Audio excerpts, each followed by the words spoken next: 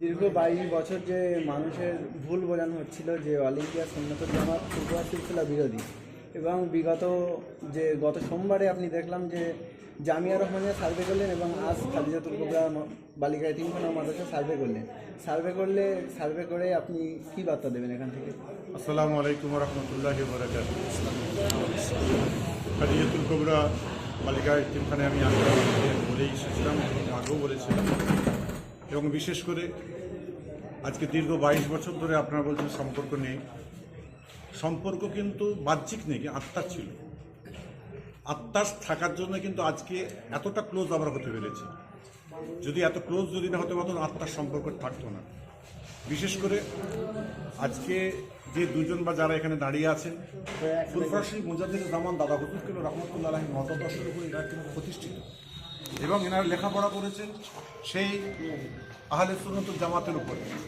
ইনাদের সঙ্গে আমাদের কোনো রকম মতনৈক্য ছিল না। ছোটোখাটো কোনো জিনিসটা একটা হয়েছিল, সেটা 22 বছর হোক আর 24 বছর হোক, সেটা আমরা দেখব না। এখন আমাদের দেখার পথ হলো যে সামনে আগিয়ে আমাদের দিক নির্ণয় করা, যে দিক দিয়ে, এবং এই যে মাদ্রাসায় আজকে আসলাম, যে 1200-1300 মেয়েরা পড়াশোনা করছে, লেখাপড়া করছে, ফুরফুরা শরীফের সিলসিলার একটা বড় ধরনের একটা কান্ডারি বললে হয় এটা।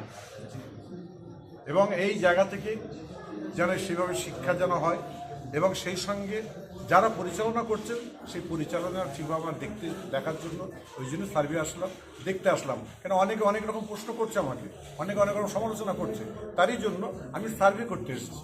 আমি সার্ভে করার কোনো অসুবিধা নেই তো। এবং যে কোনো জিনিস আপনাদের প্রশ্ন জাগবে, অবশ্যই আপনারা প্রশ্ন করবেন। প্রশ্ন করলেই তবে উত্তর পাওয়া যায়, এবং এটা কিন্তু পরিপূর্ণভাবে আহলে সুন্নাতুল জামাতের উপর পরিচালনা চলছে। এবং যে সকল উড়ো খবর যেগুলো পাচ্ছেন আপনারা, উড়ো খবরে যারা বাংলার মানুষ যারা আছেন, উড়ো খবরে খবরদার কেউ কোনোরকমভাবে কান দেবেন না, বিভ্রান্তি ছড়াবেন না, গুজবে কান দেবেন না। সব থেকে বড়, গুজবে কান দেবেন না। গুজবে কান দিলেই কিন্তু এটা আস্তে আস্তে বাজে খারাপের দিকে যাবে। যে প্রতিষ্ঠান চলছে সে প্রতিষ্ঠানকে তার গতিতে চলতে দাও, যে সংগঠন চলছে সংগঠনকে সংগঠন দিকে চলতে দাও। যদি আমাদের মনে হয় যে এই সংগঠন অন্য কোনো লাইনে যাচ্ছে, তখন আমরা তার বিবৃতি আমরা আলাদা দিয়ে দেবো। এটা মাথায় রেখে আমি ফুরফুরা শরীফের একজন নগণ্য সাইম সিদ্দিকী হিসাবে, আমি একজন ছেলে হিসাবে, দাদা হুজুর কেবলার উত্তরসূরি হিসাবে এই কথাটুকু বলে গেলাম। যদি কারোর কিছু প্রয়োজন হয়, জানার প্রয়োজন হয়, এটা অন্য কারোর সঙ্গে বসে গিবত গেল্লা, পরনিন্দা, পরচর্চা না করে আমি সাইম সিদ্দিকী আমার সঙ্গে তারা ডাইরেক্ট কথা বলে, এটাই বলে রাখলাম। এখানে কাইম সাহেব আছেন, ওখানে হুজুর ওখানে আছেন, মতিন সাহেব ভাই আছেন, আমার রজব আলী ভাই আছেন, আলেম ওলামা সব আছেন।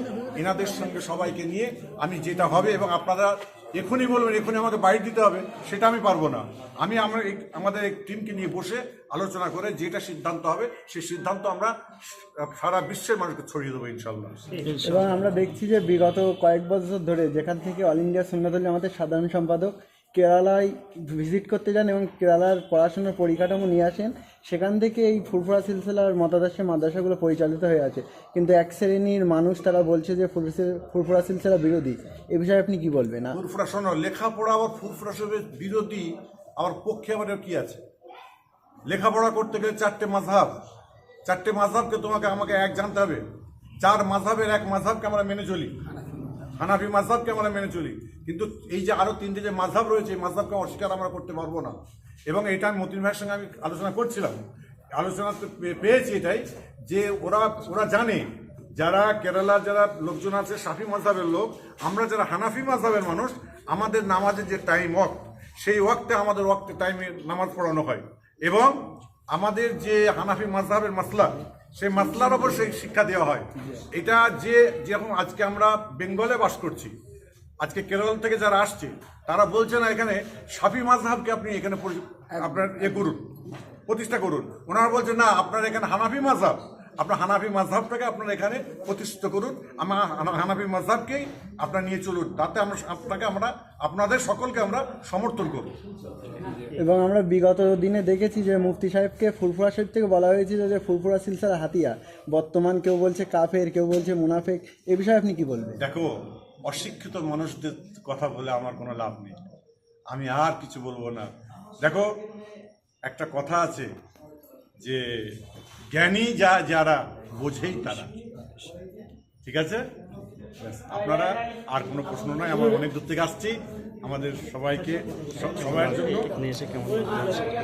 হ্যাঁ, আম জনতা যারা আছেন এই মাদ্রাসার প্রতি এবং জামিয়া রহমানিয়া এবং যতগুলো প্রতিষ্ঠান চলছে এই এই আপনার কি বলে অল ইন্ডিয়া সুন্নাতুল জামাতের পক্ষ থেকে প্রত্যেকটা মাদ্রাসাতে আপনারা খেয়াল রাখবেন এবং প্রত্যেকটা মাদ্রাসাতে আমি যখন ইচ্ছা যখন মন চাইবে আমি তখনই কিন্তু আসবো। এটা কিন্তু আমাকে কেউ কোনোদিন আটকাতে পারবে না। আমি প্রতিষ্ঠানকে ভালোবাসি, আমি এলেমকে ভালোবাসি। যে এলেমকে ভালোবাসবে সে জাতিকে ভালোবাসবে, যে জাতিকে ভালোবাসবে সে এলেমকে ভালোবাসবে, সে মানুষকে ভালোবাসবে। এখানে ফুরফুরা তবলিগ দেওবন্দে আহলে হাদিস বলে কোনো কথা নয়, এখানে মানুষের টিকে থাকার সময়। এখন যে অবস্থা হয়েছে ওই অবস্থার জন্য এখন যে আপনার কি বলে সরকার, কেন্দ্র সরকার আপনার কি বলে ওয়াকফ সম্পত্তিকে কেড়ে নিচ্ছে, এখন তবলিগ দেওবন্দে আহলে হাদিস ফুরফুরা কি বলে আপনার এইসব মশলা নিয়ে মারামারি করবে। ওসব মারামারি হাটাও, দেশ বাঁচাও, ইমান বাঁচাও। মাশাআল্লাহ, ধন্যবাদ।